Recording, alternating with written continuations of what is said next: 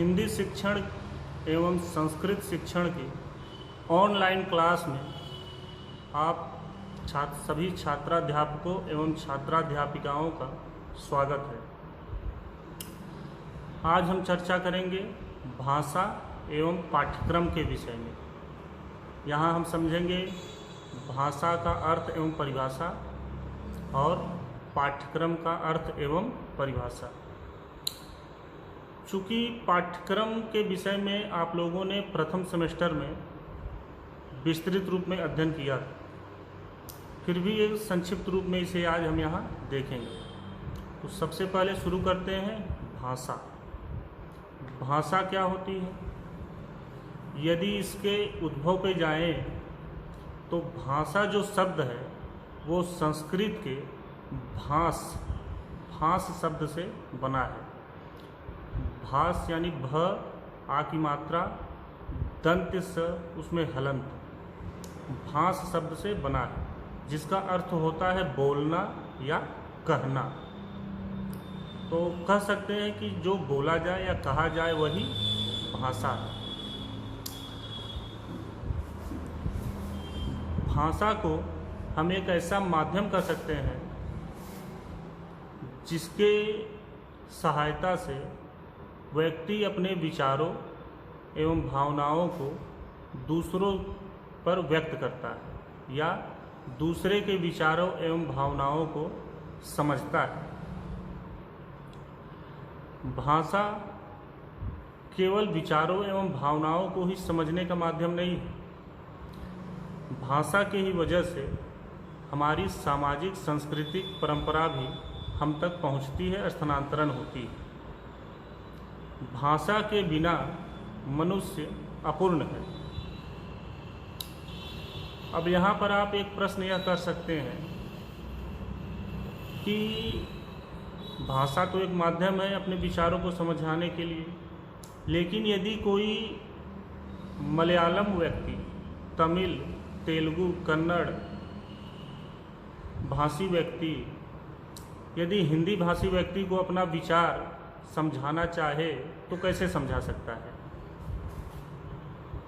यदि मलयालम भाषा का व्यक्ति अपने विचारों और भावनाओं को हिंदी भाषी व्यक्ति के समक्ष प्रस्तुत करता है तो समझ नहीं पाएगा। तो क्या मलयालम भाषा नहीं है? ऐसा नहीं है, मलयालम भी एक भाषा है।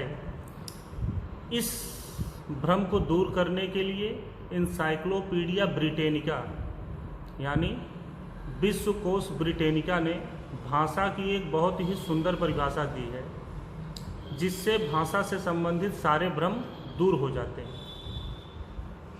एनसाइक्लोपीडिया ब्रिटेनिका ने भाषा की परिभाषा देते हुए कहा है कि भाषा उच्चारण अवयवों से उच्चारित ध्वनि प्रतीकों की वह व्यवस्था है जिसके द्वारा एक समाज के लोग आपस में भावों और विचारों का आदान प्रदान करते हैं। एनसाइक्लोपीडिया ब्रिटेनिका के डिफिनीशन से यह स्पष्ट है कि भाषा उच्चारण अवयव मतलब फेफड़े से लेकर के मुंह तक, यहाँ फेफड़ा से लेकर के मुख तक 16 उच्चारण अवयव हैं। इन 16 अवयवों या अंगों या हिस्सों के माध्यम से भाषा मुख से प्रवाहित होती है।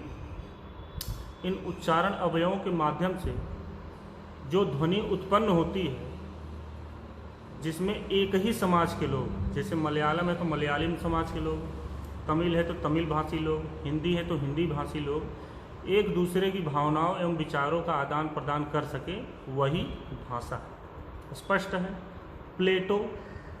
प्लेटो महोदय ने भी बहुत संक्षिप्त परिभाषा दी है भाषा की कि जब शब्द ध्वन्यात्मक रूप लेकर होठों पर आते हैं तो वही भाषा कहलाते हैं, उसे ही भाषा की संज्ञा दी जाती है। ये प्लेटो महोदय का ये भाषा और का अर्थ और उसका परिभाषा था। अब हम बात करेंगे पाठ्यक्रम की।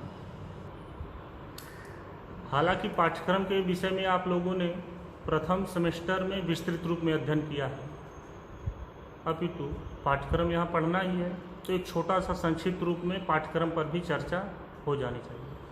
आप लोग सभी जानते होंगे कि पाठ्यक्रम को अंग्रेजी में क्यूरिकुलम कहते हैं। क्यूरिकुलम शब्द लैटिन भाषा के क्यूररे से बना है। क्यूररे शब्द का अर्थ होता है दौड़ का मैदान। इस आधार पर पाठ्यक्रम का अर्थ निकाला गया कि पाठ्यक्रम यानी क्यूरिकुलम एक ऐसा दौड़ का मैदान है जिस पर बालक अपने लक्ष्य की प्राप्ति के लिए दौड़ता है। पाठ्यक्रम वही है जिससे शिक्षा के उद्देश्यों की प्राप्ति हो सके।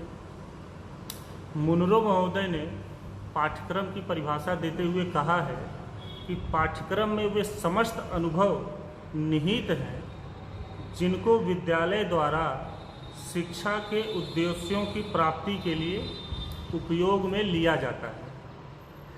कहने का तात्पर्य है शिक्षा के उद्देश्यों की प्राप्ति जिन जिन चीज़ों से हो सकती है उन सभी चीज़ों को पाठ्यक्रम में निहित किया गया है। ये थी पाठ्यक्रम की परिभाषा। तो फिलहाल आज के लिए इतना ही। आप सभी लोगों को इस लेक्चर का PDF पहले अवेलेबल करवा दिया जाएगा। आप सभी लोग उस PDF को अपने नोटबुक में नोट कर लें और ये वीडियो देखने से पहले उस नोटबुक को अपने सामने रखें। ठीक है, धन्यवाद।